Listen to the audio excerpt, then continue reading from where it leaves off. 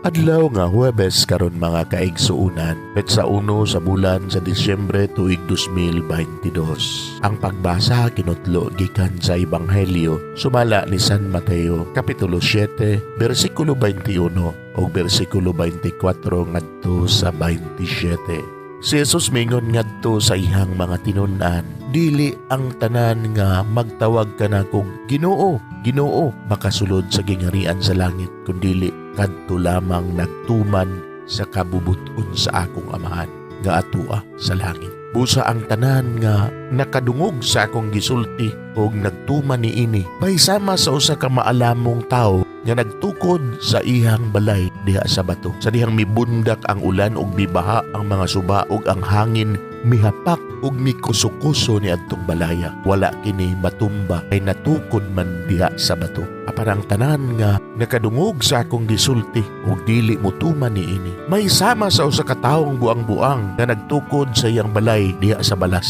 Sa dihang mibundak ang ulan ug mibaha ug ang hangin mihapak ug mikusukuso ni adtong balaya, natumba kini ug nagunob. Mga igsuon, ang Ebanghelyo sa Ginoo. Daygon ikaw o Kristo.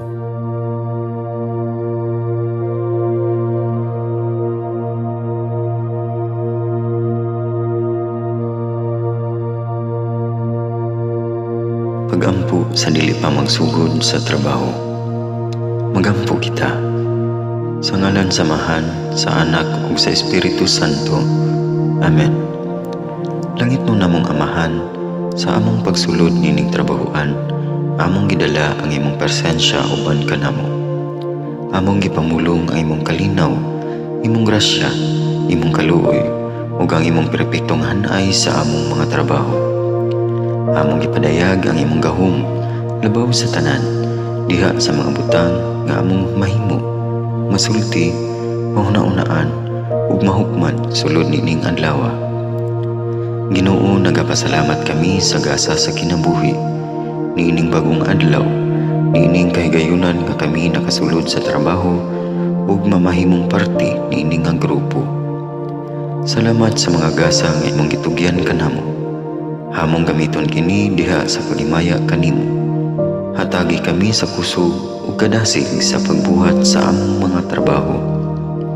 Panalangini ang among mga proyekto, mga ideya ug kusog, aron sa ingon bisan sa pinakagamay namong mga kalampusan, magahatag kini sa imong himaya.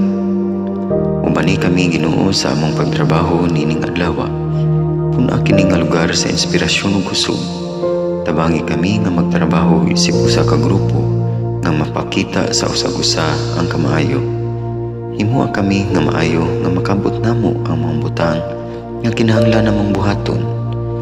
Himuha kini nga lugar nga puno sa kalipay ug panaghigalaay, ug kamugaway ug kalinaw ang mapatigbabaw niining dapita. Ginoo, kung kami anaa sa kalibog, giyahi kami. Kung kami muwadaan sa kadasig ug paglaom, dasiga kami.